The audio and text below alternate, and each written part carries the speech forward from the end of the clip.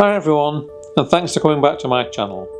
Today we're still flitting about on the A82 between Glencoe and Rannoch Moor. Here are the images that I captured today, along with the camera settings.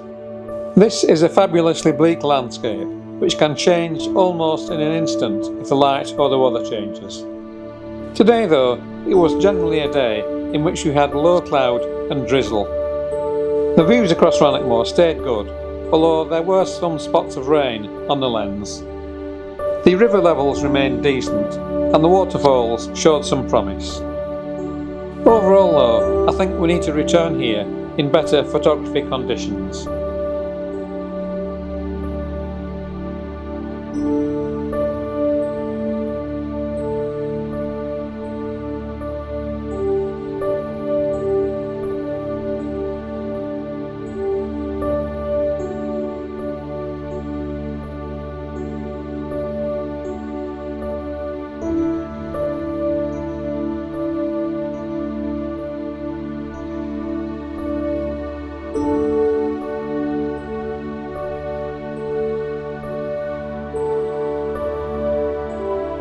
If you've enjoyed this video, please click the thumbs up button.